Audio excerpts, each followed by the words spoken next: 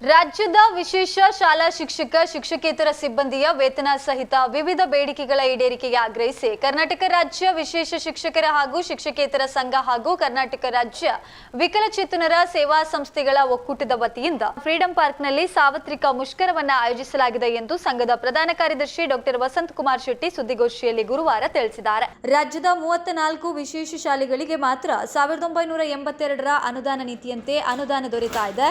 ರಾಜ್ಯದ 34 ವಿಶೇಷ ಶಾಲೆಗಳಿಗೆ ಮಾತ್ರ 1982ರ ಅನುದಾನ ನೀತಿಯಂತೆ ಅನುದಾನ ದೊರೆತಾ ಇದೆ. ರಾಜ್ಯ ಸಂಘದ ಹೋರಾಟದ ಫಲವಾಗಿ 2010-11ರಿಂದ ವಿಕಲಚೇತನ ಮತ್ತು ಹಿರಿಯ ನಾಗರಿಕರ ಸಬಲೀಕರಣ ಇಲಾಖೆ ನೂತನ ಅನುದಾನ ನೀತಿಯನ್ನ ಜಾರಿಗೆ ತಂದಿತ್ತು. ಅದು ಶಿಶು ಕೇಂದ್ರೀಕೃತ ಸಹಾಯಧನ ಯೋಜನೆ.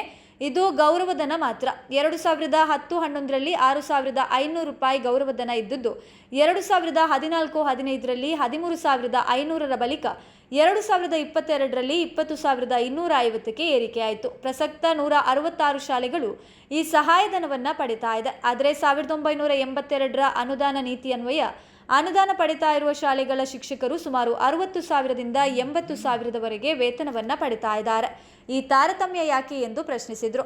ಸಮಾನ ಕೆಲಸಕ್ಕೆ ಸಮಾನ ವೇತನ ಎನ್ನುವ ಸಾಂವಿಧಾನಿಕ ಆಶಯದಂತೆ ಶಿಶು ಕೇಂದ್ರಿತ ಅನುದಾನ ಪಡಿತಾ ಇರುವ ಶಿಕ್ಷಕ ಹಾಗೂ ಶಿಕ್ಷಕೇತರ ಸಿಬ್ಬಂದಿಗೆ 1982ರ ಅನುದಾನ ನೀತಿಯಂತೆ ದೊರಕುವ ಎಲ್ಲಾ ಸೌಲಭ್ಯಗಳನ್ನು ಜಾರಿಗೊಳಿಸಬೇಕು.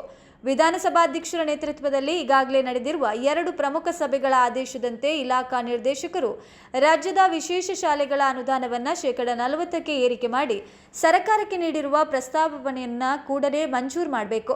ಸುಪ್ರೀಂ ಕೋರ್ಟ್ ನೀಡಿರುವ ಆದೇಶದ ಪ್ರಕಾರ ರಾಜ್ಯದ ಎಲ್ಲಾ ವಿಶೇಷ ಶಾಲೆಗಳ ವಿಶೇಷ ಶಿಕ್ಷಕರಿಗೆ ಪೂರ್ಣ ಪ್ರಮಾಣದ ಆರ್ಥಿಕ ಸೌಲಭ್ಯವನ್ನು ಒದಗಿಸಬೇಕು. ವಿಶೇಷ ಶಾಲೆಗಳಿಗೆ ಇಲಾಖೆ ನೀಡುವ ಅನುದಾನವನ್ನು ಪ್ರತಿ ವರ್ಷ 2 ಕಂತುಗಳಲ್ಲಿ ಬಿಡುಗಡೆ ಮಾಡಬೇಕು. ನನ್ನ ಬಳಿಕ ಯಾರು ಎಂಬ ವಿಶೇಷ ಮಕ್ಕಳ ಹೆತ್ತವರ ಪ್ರಶ್ನೆಗೆ ಉತ್ತರವೆಂಬಂತೆ 25 ವರ್ಷ ವಯೋಮಿತಿ ಮೀರಿದ ಮಾನಸಿಕ ಭಿನ್ನ ಸಾಮರ್ಥ್ಯದ ಯುವಕ ಯುವತಿಯರಿಗಾಗಿ ರಾಜ್ಯದ ಪ್ರತಿ ಜಿಲ್ಲೆಗಳಲ್ಲಿ ವೃತ್ತಿಪರ ಹಾಗೂ ಪೂರ್ವ ವೃತ್ತಿಪರ ಸಂಸ್ಥೆಗಳನ್ನು ಪ್ರಾರಂಭಿಸಲು ಇಲಾಖೆ ಅನುಮತಿ ನೀಡಿರುವುದರೊಂದಿಗೆ ಅನುದಾನ ಮಂಜೂರು ಮಾಡಬೇಕು. ಮತ್ತಿತರ ಬೇಡಿಕೆಗಳನ್ನು ಆಗ್ರಹಿಸಿ ಮುಷ್ಕರ ನಡೆಯಲಿದೆ ಎಂದರು. ಸುದ್ದಿಗೋಷ್ಠಿಯಲ್ಲಿ ಸಾನ್ನಿಧ್ಯ ವಿಶೇಷ ಶಾಲೆಯ ಅಧ್ಯಕ್ಷ ಮಹಾಬಲ ಮಾರ್ಲಾ, ಚೇತನ ವಿಶೇಷ ಶಾಲೆಯ ಮುಖ್ಯಸ್ಥ ವಿನೋದ್ ಶೆಣೈ ಉಪಸ್ಥಿತರಿದ್ದರು. ಇವತ್ತು ನಮ್ಮ ಪರಿಸ್ಥಿತಿ ಕೂಡ ಅಷ್ಟೇ ಆತ್ಮೀಯರೇ, ಅನುದಾನವೇ ಇರಲಿಲ್ಲ. ಈಗ ನಮ್ಮ ಶಾಲೆ ಪ್ರಾರಂಭ ಆಗಿ 2003ರಲ್ಲಿ ವಿನೋದಣ್ಣ ಚೇತನ 1993ರಲ್ಲಿ ಚೇತನ ವಿಶೇಷ ಶಾಲೆ. ಅನುದಾನವೇ ಇರಲಿಲ್ಲ. ಯಾಕೆಂತ ಅನುದಾನ ಇದೆ ಎಲ್ಲಿಗೆ? ಒಂದು 33 ಶಾಲೆಗೆ 1982ರ ಅನುದಾನ ನೀತಿ 1982 ಗ್ರಾಂಟ್ ಇನ್ ಕೋಡ್. ಅದು ಏನು ಶಿಕ್ಷಣ ಇಲಾಖೆ ತಮ್ಮ ಅಧೀನದಲ್ಲಿರುವ ಅನುದಾನಿತ ಶಾಲೆಗಳಿಗೆ ಕೊಡ್ತದೆ, ಕನ್ನಡ ಶಾಲೆಗಳ ಕೊಡ್ತದೆ ಆ ರೀತಿಯ ಅನುದಾನ. ಬಟ್ ನಮ್ಮೆಲ್ಲ ಶಾಲೆಗೆ ಇರಲಿಲ್ಲ. 2010 ಸೆಪ್ಟೆಂಬರ್ ತಿಂಗಳಲ್ಲಿ ಅಂದಿನ ಮುಖ್ಯಮಂತ್ರಿ ಸನ್ಮಾನ್ಯ ಯಡಿಯೂರಪ್ಪರನ್ನ ನಾನು ಶಿವಮೊಗ್ಗದಲ್ಲಿ ಭೇಟಿಯಾದಾಗ ಕಣ್ಣಲ್ಲಿ ನೀರು ಕೂಡ ಬಂತು. ಆವಾಗ್ಲೇ ಅವರು ಮಾತಾಡಿ ಹೇಳಿದ್ರು, ಡಾಕ್ಟರ್ ಅಶ್ವಥ್ ಅಂತ ಪ್ರಿನ್ಸಿಪಲ್ ಸೆಕ್ರೆಟರಿ ಇದ್ರು, ಎಷ್ಟು ಬೇಕು ನಿಮ್ಗೆ ಅನುದಾನ ಹೇಳಿ, ಈ ಶಾಲೆಗಳಿಗೆ ಕೊಡ್ಲೇಬೇಕು, ನೀವು ಕೇಂದ್ರ ಕೊಡ್ತದೆ ರಾಜ್ಯ ಕೊಡ್ತದೆ ಅಂತ ಹೇಳುದು ಬೇಡ, ಕೊಡ್ತೇನೆ ಅಂತ ಹೇಳಿಕೊಟ್ರು. ಆದರೆ ನಮ್ಮ ಅಧಿಕಾರಿಗಳು ಬಹಳ ಜಾಣರು. ಅವ್ರು ಏನ್ ಮಾಡಿದ್ರು ಅಂತ ಹೇಳಿದ್ರೆ ಹೊಸ ಒಂದು ಅನುದಾನ ನೀತಿ ಅಂತಂದ್ರು. ಆದ್ಮೇಲೆ ಯಾವ ರಾಜ್ಯದಲ್ಲಿ ಕೂಡ ಈ ವಿಶೇಷ ಶಾಲೆಗಳಿಗೆ ಅನುದಾನ ಕೊಡ್ಲಿಕ್ಕೆ 2 ಅನುದಾನ ನೀತಿ ಇಲ್ಲ. ಬಟ್ ಕರ್ನಾಟಕದಲ್ಲಿದೆ. ಒಂದು 1982 ಎಲ್ಲ ಪೂರ್ಣ ಪ್ರಮಾಣದ ಆರ್ಥಿಕ ಭದ್ರತೆ ಸೇವಾ ಸೌಲಭ್ಯ ಇರುವಂತ ಒಂದು ಅನುದಾನ ನೀತಿ. ಮತ್ತೊಂದು ಚೈಲ್ಡ್ ಸೆಂಟರ್ ಸ್ಕೀಮ್, ಮಕ್ಕಳ ತಲೆ ಎಣಿಸಿ ಅನುದಾನ ಕೊಡುದು. ಬುದ್ಧಿಮಾಂದ್ಯ ವಿಭಾಗದಲ್ಲಿ 7 ಮಕ್ಕಳಿಗೆ ಓರ್ವ ವಿಶೇಷ ಶಿಕ್ಷಕ ಇರಬೇಕು. ಇಯರಿಂಗ್ ಇಂಪೇರ್ಡ್ ಮತ್ತು ವಿಜುವಲ್ ಇಂಪೇರ್ಡ್ ವಿಭಾಗದಲ್ಲಿ 10 ಮಕ್ಕಳಿಗೆ ಓರ್ವ ಶಿಕ್ಷಕ. ಏನು ಇನ್ಸ್ಪೆಕ್ಷನ್ಗೆ ಬರುವಾಗ ಮಕ್ಕಳ ಸಂಖ್ಯೆ ಕಡಿಮೆ ಇದ್ರೆ ಆಗ ಅವರಿಗೆ ಅನುದಾನ ಇಲ್ಲ. ಈಗ ಒಂದು 60 ಮಕ್ಕಳಿರುವಂತ ಅಥವಾ ಇರುವಂತ ಶಾಲೆಯಲ್ಲಿ ಒಂದು 7 ಮಗು ಆಬ್ಸೆಂಟ್ ಆಗಿದ್ರೆ ಅಲ್ಲಿ ಹೋಯ್ತು, ಅಲ್ಲಿ ಒಂದು ಟೀಚರ್ ಸಂಬಳವೇ ಹೋಯ್ತು. ಇದೆಲ್ಲ ಕೆಟ್ಟ ವಿಚಾರಗಳು ಇವತ್ತಿನವರೆಗೂ. ನಾವು ಈ ಬಗ್ಗೆ ನೋಡಿ, ನಾನು ಯಾರನ್ನು ದೂರುವುದಿಲ್ಲ. ಉಮಾಶ್ರೀ ಬಂದ್ರು ಮಹಿಳಾ ಮತ್ತು ಮಕ್ಕಳ ಅಭಿವೃದ್ಧಿ ಇಲಾಖೆಗೆ, ಜಯಮಾಲ ಬಂದ್ರು, ಶಶಿಕಲಾ ಜೊಲ್ಲೆ ಬಂದ್ರು, ಹಾಲಪ್ಪ ಬಸಪ್ಪಾಚಾರ್ ಬಂದ್ರು, ಈಗ ಲಕ್ಷ್ಮೀ ಹೆಬ್ಬಾಳ್ಕರ್ ಬಂದರೆ. ನಮ್ಮ ಒಂದು ಅಹವಾಲನ್ನು ಕೇಳಿದ ಪುಣ್ಯಾತ್ಮ ಅಂದ್ರೆ ಹಾಲಪ್ಪ ಬಸಪ್ಪಾಚಾರ್. ಏನು 2022ರಲ್ಲಿ ನಾವೊಂದು ದೊಡ್ಡ ಮಟ್ಟದ ಸ್ಟ್ರೈಕ್ ಅನ್ನ ಫ್ರೀಡಂ ಪಾರ್ಕ್ ಅಲ್ಲಿ ಮಾಡಿದಾಗ ಅಲ್ಲಿಗೆ ಬಂದು ನಮ್ಮನ್ನು ಸ್ವಲ್ಪ ಗದರಿಸಿದ್ರು, ನೀವು ಈ ರೀತಿ ಮಹಿಳೆಯರನ್ನ ಕೂಡಿಸಬಾರ್ದು ಅಂತ. 2022 ಸೆಪ್ಟೆಂಬರ್ 14ಕ್ಕೆ ಆದೇಶ ಹೊರಡಿಸಿದ್ರು. ಏನಿ ಮೊದಲು 6500, ಆ ಬಳಿಕ 15-14ರಲ್ಲಿ 13,500, ಆ ಬಳಿಕ ಹಾಲಪ್ಪ ಬಸಪ್ಪಾಚಾರಿ ಸ್ಟ್ರೈಕರ್ ನೋಡಿ ಇಮಿಡಿಯೇಟ್ ಆಗಿ 20,250. ಇವತ್ತು ಟೀಚರ್ಸ್ಗೆ 20,250. 2011ಕ್ಕೆ ಬಂದ ಟೀಚರಿಗೂ ಅಷ್ಟೇ, ಇವತ್ತು ಬಂದು ಸೇರಿದ ಟೀಚರಿಗೂ ಅಷ್ಟೇ. ಮತ್ತೆ ಯಾವ ರೀತಿಯ ಸೇವಾ ಸೌಲಭ್ಯ ಆಗ್ಲಿ ಯಾವುದಿಲ್ಲ. ಇವತ್ತು ನಾವು ಒಂದೇ ಒಂದು ಕೇಳ್ತಾ ಇದ್ದೇವೆ, ಈ ಶಾಲೆಯಲ್ಲಿ ಕೆಲಸ ಮಾಡುವವರಿಗೂ ಕೂಡ 1982 ಪ್ರಕಾರ ಎಲ್ಲ ಸೌಲಭ್ಯ ಕೊಡಿ. ಮತ್ತು ಜಾಣ ಕಿವುಡು ಪ್ರದರ್ಶನ ನಮ್ಮ ಸರ್ಕಾರದಿಂದ ಇದು ಕೇಳುವುದೇ ಇಲ್ಲ. ಆದ್ಮೇಲೆ ಒಂದು ದುಃಖದ ವಿಚಾರ, 6 ತಿಂಗಳಾಯ್ತು ಕೆಲವು ಶಾಲೆಗಳಿಗೆ 2ನೇ ಕಂತು ಬರಲಿಲ್ಲ. ವರ್ಷಕ್ಕೆ 4 ಕಂತುಗಳು, ತ್ರೈಮಾಸಿಕ ಕಂತುಗಳು, 1, 2, 3, 4. ಈಗ ಅಕ್ಟೋಬರ್, ನವೆಂಬರ್, ಡಿಸೆಂಬರ್ ನಮ್ಗೆ ಬರ್ಬೇಕಿತ್ತು. ನಾವು ಟೀಚರ್ಸ್ ಅವರಿಗೆ ಅಲ್ಲಿಂದ ಇಲ್ಲಿಂದ ಸಾಲ ಮಾಡಿ ಕೊಡ್ತೇವೆ, ಕೆಲವು ಸಂಸ್ಥೆಗಳು ಏನೂ ಕೊಡುವುದಿಲ್ಲ. ಇದು ಜನವರಿ 4 ತಿಂಗಳು ನಮ್ಗೆ, ನಿಮ್ಗೆ ಹೌದು. ಇದು ಎಲ್ಲ ಸಂಸ್ಥೆಗಳ ನಮ್ಗೆ ದಿನ 10-12 ಕಾಲ್, ಸರ್ ನಮ್ಗೆ ಅನುದಾನ ಬರಲಿಲ್ಲ, ಸರ್ ಅನುದಾನ ಬರ್. ನಾವ್ ಏನ್ ಮಾಡೋದು? ನಾವು ಹೇಳುವಂತದ್ದು ಹೇಳ್ಬಹುದು. ಇಲ್ಲಿ ಬಂದ್ರು ನಮ್ಮ ಹೊಸ ಡೈರೆಕ್ಟರ್, ನಿಮ್ಗೆಲ್ಲ ಗೊತ್ತಿರಬಹುದು, ಡಾಕ್ಟರ್ ಅಶೋಕ್. ಈಗ ತಾನೇ ಅಧಿಕಾರ ವಹಿಸಿದ್ದಾರೆ, ಇಲ್ಲಿ AC ಆಗಿದ್ರು, ಅಸಿಸ್ಟೆಂಟ್ ಕಮಿಷನರ್ ಆಗಿ. ಈಗ ಅವರು ಬಂದಿದ್ದಾರೆ, ಅವ್ರ ಹತ್ರ ಎಲ್ಲ ವಿಚಾರ ಹೇಳಿದೆವು. ಬಟ್ ಈವರೆಗೂ ಅನುದಾನ ಸಿಕ್ಕಿಲ್ಲ. 4 ತಿಂಗಳಾಯ್ತು, 4ನೇ ತಿಂಗಳು ಜನವರಿ ಸೇರಿದ್ರಿ. ಮೊದಲಿನ ಕೆಲವು 2ನೇ ಕಂತೆ ಬರ್ಲಿಲ್ಲ, ಅವರು ಅಳ್ತಾ ಇದ್ದಾರೆ. ಊಟ ಮಾಡಬೇಡ್ವಾ?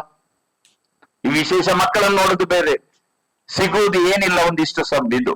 ಆದ್ಮೇಲೆ ಇಲ್ಲಿ ಒಂದು ಮುಖ್ಯ ವಿಚಾರ ಹೇಳ್ತೇನೆ. 2015ರಲ್ಲಿ ಸರ್ಕಾರ ಕೇಳಿತು, ಈ ಶಾಲೆಗಳನ್ನೆಲ್ಲ ಒಂದು ಇವ್ಯಾಲ್ಯೂಯೇಷನ್ ಮಾಡಿ ಅಂತ ಹೇಳಿಕೊಂಡು, ಇವ್ಯಾಲ್ಯೂಯೇಷನ್ ಮಾಡಿ ಅಂತ ಹೇಳಿತು. ಮೌಲ್ಯಮಾಪನ ವರದಿ ಕೊಡಿ ಅಂತ ಹೇಳಿಕೊಂಡು ಬೆಂಗಳೂರಿನ ಸ್ಟೆಮ್ ಸಂಸ್ಥೆ ಮೌಲ್ಯಮಾಪನ ಮಾಡಿ ಚೈಲ್ಡ್ ಸೆಂಟರ್ ಸ್ಕೀಮ್ ನ ಸ್ಕೂಲ್ಗಳು ಮಚ್ ಬೆಟರ್ ದೆನ್ ನಮ್ಮ ಗವರ್ಮೆಂಟ್ ಏಡೆಡ್ ಸ್ಕೂಲ್ಗಳು. ಗವರ್ಮೆಂಟ್ ಗ್ರಾಂಟ್ ಕೊಟ್ಟು ಕೆಲವು ಶಾಲೆಗಳನ್ನು ನಡೆಸ್ತಾ ಇದೆ. ಅದು ಬುದ್ಧಿಮಾಂದ್ಯರಿಗೆ ಒಂದು ಶಾಲೆ ಕೂಡ ಇಲ್ಲ. ಬುದ್ಧಿಮಾಂದ್ಯರಿಗೆ ಸರ್ಕಾರಿಯೇತರ ಸಂಸ್ಥೆಗಳು ಮಾತ್ರ ಇದನ್ನು ನಡೆಸ್ತಾ ಇದೆ. ಕಿದ್ವಾಯಿ ಹತ್ರ ಒಂದು ಸಂಸ್ಥೆ ಇದೆ, ದಟ್ ಈಸ್ ಡೆಸ್ಟಿಟ್ಯೂಟ್ ಹೋಮ್. ಇಲ್ಲಿ ಸಿಕ್ಕಿದಂತ ಮಕ್ಕಳಿಗೆಲ್ಲ ಅಲ್ಲಿ ವ್ಯವಸ್ಥೆ ಇದೆ, ಮಾರ್ಗದಲ್ಲಿ ರಸ್ತೆಯಲ್ಲಿ ಸಿಕ್ಕಿದಂತ. ಬಟ್ ಬುದ್ಧಿಮಾಂದ್ಯ ಮಕ್ಕಳಿಗೆ ಸರ್ಕಾರ ಒಂದು ಶಾಲೆ ಕೂಡ ನಡೆಸುವುದಿಲ್ಲ. ಏನು ಸರ್ಕಾರಿಯೇತರ ಸಂಸ್ಥೆಗಳು ನಡೆಸ್ತಾರೆ ಅವರಿಗೊಂದು ಬೆಂಬಲ ಕೊಡ್ಬೇಕು. ಇತ್ತೀಚೆಗೆ ಸುಪ್ರೀಂ ಕೋರ್ಟ್ ಒಂದು ದೊಡ್ಡ ವಿಚಾರವನ್ನೇ ಕೊಟ್ಟಿದೆ, ಪ್ರತಿ ರಾಜ್ಯಗಳಿಗೆ ಕೊಟ್ಟಿದೆ. ನಿಮ್ಮ ರಾಜ್ಯದಲ್ಲಿ ಎಷ್ಟು ವಿಶೇಷ ಶಿಕ್ಷಕರಿದ್ದಾರೆ, ಏನು ಸೌಲಭ್ಯಗಳನ್ನು ಅವರಿಗೆ ಕೊಡ್ತಾ ಇದ್ದೀರಿ, ಅದಕ್ಕಾಗಿ 3 ಸದಸ್ಯರ ಕಮಿಟಿಯನ್ನ ಮಾಡಿ, ಯಾರು ಅಂಗವಿಕಲರ ಅಧಿನಿಯಮದ ಆಯುಕ್ತರು, ಶಿಕ್ಷಣ ಇಲಾಖೆಯ ಪ್ರಿನ್ಸಿಪಲ್ ಸೆಕ್ರೆಟರಿ, ಶಿಕ್ಷಣ ಇಲಾಖೆದು ಪ್ರಿನ್ಸಿಪಲ್ ಸೆಕ್ರೆಟರಿ ಮತ್ತು RCI ಮೆಂಬರ್. ಯಾರನ್ನು ಒಂದು ರಾಜ್ಯಕ್ಕೆ RCI rehabilitation council of India, ಭಾರತೀಯ ಪುನರ್ವಸತಿ ಸಂಸ್ಥೆಯ ಸದಸ್ಯರು ಅಂತ ಹೇಳಿಕೊಂಡು ರಾಜ್ಯಕ್ಕೆ ಒಬ್ಬೊಬ್ರು ಇರ್ತಾರೆ, ಅವರನ್ನ ಸೇರಿಸಿ ಕಮಿಟಿ ಮಾಡಿ. ಈವರೆಗೆ ಕಮಿಟಿ ರಚನೆ ಆಗಿಲ್ಲ. ಈ ಬಗ್ಗೆ ನಾವು ಅಂಗವಿಕಲರ ಅಧಿನಿಯಮದ ಆಯುಕ್ತರಿಗೆ ದೂರು ಕೊಟ್ಟು ಆ ಕೋರ್ಟ್ ಅಲ್ಲಿ ಕೂಡ ಮಾತಾಡಿ ಬಂದಿದ್ದೇವೆ. ಬಟ್ ಇಲ್ಲಿವರೆಗೆ ಆಗಿಲ್ಲ. ಯಾಕೆ ಈ ನಿರ್ಲಕ್ಷ್ಯ? ಯಾಕೆ ಈ ನಿರ್ಲಕ್ಷ್ಯ? ನಾವು ಇದೆಲ್ಲ ಬೇಡಿಕೆಗಳನ್ನ ನಿಮ್ಮ ಮುಂದೆ ಇಟ್ಟಿದ್ದೇವೆ. ನಾನು ಅದನ್ನ ಮತ್ತೆ ಹೇಳಲಿಕ್ಕೆ ಹೋಗುದಿಲ್ಲ. ನಮ್ಮ ವಿಧಾನಸಭಾಧ್ಯಕ್ಷರು ಸನ್ಮಾನ್ಯ doctor UT Khader Fareed 2 meeting ಅನ್ನ ಬೆಂಗಳೂರಿನ ವಿಧಾನಸೌಧದಲ್ಲಿ ಮಾಡಿದ್ರು. ಲಕ್ಷ್ಮೀ ಹೆಬ್ಬಾಳ್ಕರ್ರನ್ನ ಕರೆಸಿ, JD ಅಫಿಷಿಯಲ್ಸ್ ಕಳಿಸಿ, FD ಅಫಿಷಿಯಲ್ಸ್ ಅನ್ನ ಕರೆಸಿ, ಮತ್ತೆ ನಮ್ಮ ಡಿಪಾರ್ಟ್ಮೆಂಟಿನ ಅಧಿಕಾರಿಗಳು 2 ಮೀಟಿಂಗ್, 2 ಸಭೆ 2024ರಲ್ಲಿ ಮಾಡಿ ಒಂದು ಸೂಚನೆ ಕೊಟ್ಟರು ನಮ್ಮ ಡೈರೆಕ್ಟರ್ಗೆ. ಆಗ ಡೈರೆಕ್ಟರ್ ರಾಘವೇಂದ್ರ ಅಂತ ಇದ್ರು. ನೋಡಿ, ಒಂದು ಕಮಿಟಿ ಫಾರ್ಮೇಶನ್ ಮಾಡಿ ಸರ್ಕಾರಕ್ಕೆ ರಿಪೋರ್ಟ್ ಕಳಿಸಿ ಈ ಬಗ್ಗೆ ಅಂತ ಹೇಳಿಕೊಂಡು ಕಮಿಟಿ ಫಾರ್ಮೇಶನ್ ಮಾಡಿದ್ರು. ನಾನಿದ್ದೆ ಆ ಕಮಿಟಿಯಲ್ಲಿ. ಫಾರ್ಮೇಶನ್ ಮಾಡಿ ಇದನ್ನ ನಾವು ಹೇಳಿದೆವು 100% ಇದನ್ನ ಇನ್ಕ್ರೀಸ್ ಮಾಡ್ಬೇಕು ಅಂತ. ಕಡೆ ಪಕ್ಷ 50% ಆದ್ರೂ ಮಾಡಿ ಅಂತ ಹೇಳಿದ್ರೆ ಅವರು 40% ಇವರಿಗೆ ಹೆಚ್ಚಿಗೆ ಕೊಡಬಹುದು ಅಂತ ಹೇಳಿಕೊಂಡು ಮಾಡಿ ಸರಕಾರಕ್ಕೆ ಕೊಟ್ರು. ಈವರೆಗೂ ಅದನ್ನ ಸರಕಾರಕ್ಕೆ ಅದರಲ್ಲಿ ಮಿನಿಸ್ಟರ್ ಕೂಡ ಇದ್ರು, ಲಕ್ಷ್ಮೀ ಹೆಬ್ಬಾಳ್ಕರ್ ಇದ್ರು ಆ ಮೀಟಿಂಗ್ ನಲ್ಲಿ, ಫೈನಾನ್ಷಿಯಲ್ ಡಿಪಾರ್ಟ್ಮೆಂಟಿನ ರೇಜು ಅವರಿದ್ರು, ನಮ್ಮ ಡೈರೆಕ್ಟರ್ ಇದ್ರು, ಎಲ್ಲರಿದ್ದು ಕೂಡ. ಹಾಗಾದ್ರೆ ಒಬ್ರು ವಿಧಾನಸಭಾಧ್ಯಕ್ಷರು ಕೊಟ್ಟಂತ ಆದೇಶ ನೀಡಿ ಮಾಡಿಸಿದಂತ ಇದು ಪ್ರಪೋಸಲ್ ಗವರ್ಮೆಂಟ್ಗೆ ಹೋದ್ರೆ ಅದನ್ನು ಕೂಡ ಎತ್ತಿಕೊಳ್ಳುವಂತ ವ್ಯವಸ್ಥೆ ಇಲ್ಲ ನಮ್ಮ ಕರ್ನಾಟಕದಲ್ಲಿ. ಇನ್ನೊಂದು ದುಃಖದ ವಿಚಾರ ಅಂತ ಹೇಳಿದ್ರೆ, ಈ ವಿಶೇಷ ಮಕ್ಕಳು ಹುಟ್ಟಿದಾಗ ಪ್ರತಿಯೊಬ್ಬ ಪೇರೆಂಟ್ಸ್ ಏನ್ ಆಲೋಚನೆ ಮಾಡ್ತಾರೆ, ದೇವರ ನಮ್ಗೆ ಯಾಕೆ ಕೊಟ್ಟಿರಿ, ವೈ ಮೀ, ನಾವೇನ್ ತಪ್ಪು ಮಾಡಿದ್ದೀವಿ, ನಮ್ಗೆ ಯಾಕೆ ಈ ಮಗುವನ್ನ ಕೊಟ್ಟಿದ್ದೀರಿ? ಅದು ಬೆಳೆಯುತ್ತದೆ, ಮಗು ದೊಡ್ಡವನಾಗ್ತಾನೆ. ಆಫ್ಟರ್ ಮೀ, ನನ್ನ ನಂತರ ಯಾರು ಇವರ ನೋಡಿಕೊಳ್ಳೋದು? ಇದು ಬಹಳಷ್ಟು ನೋವಿನ ವಿಚಾರ. ಇವತ್ತು ಎಷ್ಟೋ ಪೇರೆಂಟ್ಸ್, ನನ್ನದು ಇವತ್ತು 46ನೇ ವರ್ಷ ಈ ಫೀಲ್ಡಿನಲ್ಲಿ, ನಾನು ಕಣ್ಣಾರೆ ನೋಡಿಕೊಳ್ತಾ ಇದ್ದೇನೆ. ಕೆಲವು ಮನೆಯ ಪರಿಸ್ಥಿತಿಗಳನ್ನು ನೋಡಿದ್ರೆ ಅದು ಕಣ್ಣು ಕುಕ್ಕಿ ಬರುವಂತ ವಿಚಾರಗಳು. 25 ವರ್ಷ ಮೀರಿದವರಿಗೆ ಯಾವುದೇ ರೀತಿಯ ಅನುದಾನ ಈ ಇಲಾಖೆ, ವಿಕಲಚೇತನರ ಮತ್ತು ಹಿರಿಯ ನಾಗರಿಕರ ಸಬಲೀಕರಣ ಇಲಾಖೆ ನೀಡುವುದಿಲ್ಲ. 2014ರಲ್ಲಿ ಒಂದು ಆರ್ಡರ್ ಇಶ್ಯೂ ಮಾಡಿತ್ತು, 18 ವರ್ಷ ಮೀರಿದವರಿಗೆ ನಾವು ಯಾವುದೇ ಅನುದಾನ ಕೊಡುವುದಿಲ್ಲ ಅಂತ ಹೇಳಿಕೊಂಡು. ನಾನು ಕೇಳಿದೆ, ಯಾವ ಮಾರ್ಕೆಟ್ ಹೇಳಿ, ಬಸ್ ಸ್ಟ್ಯಾಂಡ್ ಹೇಳಿ, ಅಲ್ಲಿ ಕೊಂಡೋಗಿ ಬಿಡ್ತೇವೆ ಅಂತ ಹೇಳಿಕೊಂಡು. ಕೊನೆಗೆ ಡಿಸೈಡ್ ಮಾಡಿ ಒಂದು 800 ಜನರನ್ನ ಸೇರಿಸಿಕೊಂಡು ಅವರ ಕಚೇರಿಯೊಳಗೆ ಬಿಡಬೇಕು ಅಂತ ಮಾಡಿದಾಗ ಆ ಸುದ್ದಿ ಪೊಲೀಸರಿಗೂ ಹೋಯ್ತು. ಪೊಲೀಸರು ಸೂಪರ್ಡೆಂಟ್ SP ನನ್ನನ್ನು ಕರೆದ್ರು ಬೆಂಗಳೂರಿಗೆ. ಅಲ್ಲಿ ಮೀಟಿಂಗ್ ಆಯ್ತು.